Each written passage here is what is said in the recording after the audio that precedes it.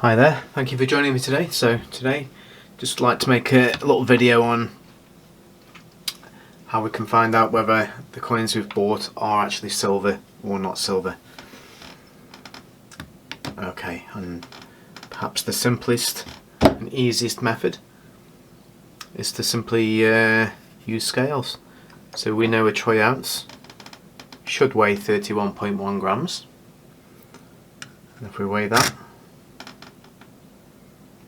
31.3, and that's okay. It's quite normal for a bullion coin to be a little bit over, but what you should be looking for is if it's massively over. So if it sort of goes to sort of 0.4 of a gram under or over, you know that something's wrong, and it shouldn't be that wrong.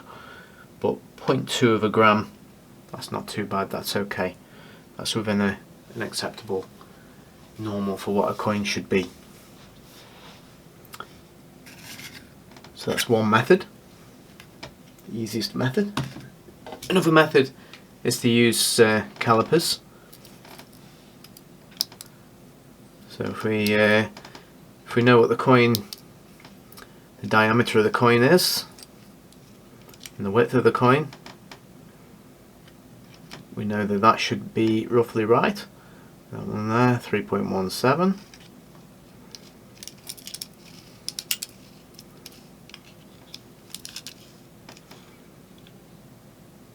There we go.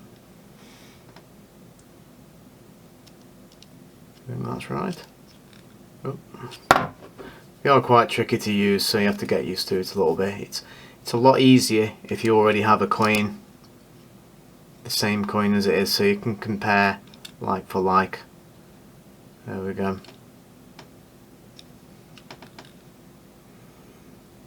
38mm. So yeah, that's bang on. That's another little tool you can use just to check. But perhaps my favourite method for determining if a coin is real or not is using a little neodymium magnet like this. Hopefully you can see that. Now, silver isn't magnetic, but it does have a magnetic property to it, so if you use a little neodymium magnet and slide it down, you'll notice that it goes quite slowly. And that's how silver should behave with a neodymium magnet. If you compare that to, let's have a look, I've got an old penny there, just drops down.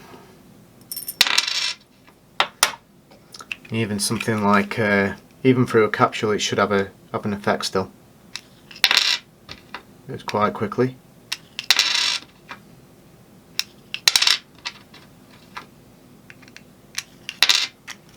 Compared to that, to no metal in there at all, you can see that just how quickly that goes in comparison.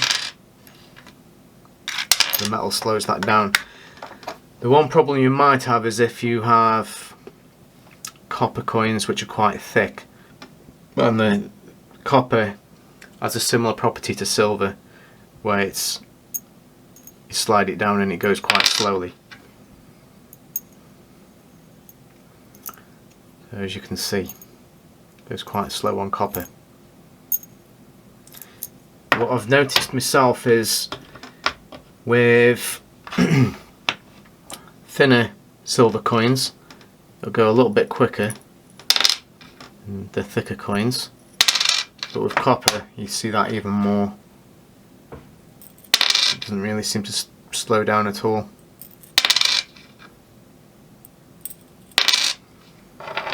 So that's a method that I use to determine whether or not a coin is silver or not silver.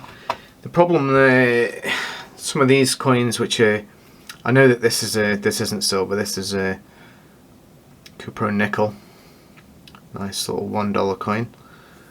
Now you slide it down and it has the illusion of it could be silver, but a lot of times with coins like this, the easiest way to find out if it is silver is give it a rub. with your fingers, and then smell your fingers, and what you'll find is if it's silver, your fingers will smell of nothing.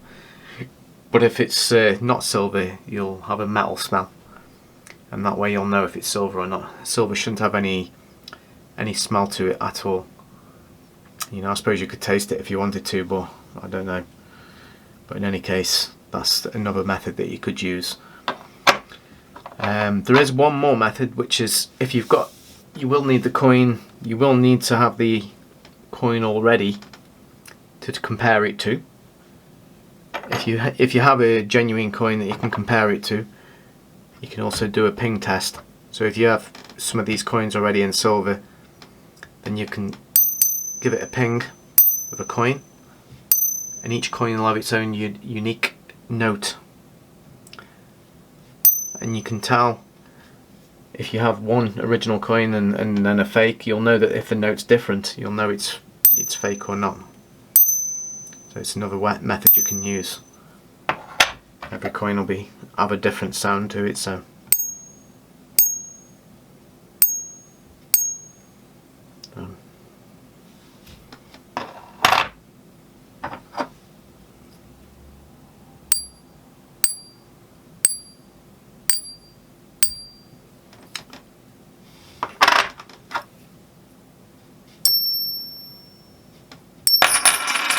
Oops.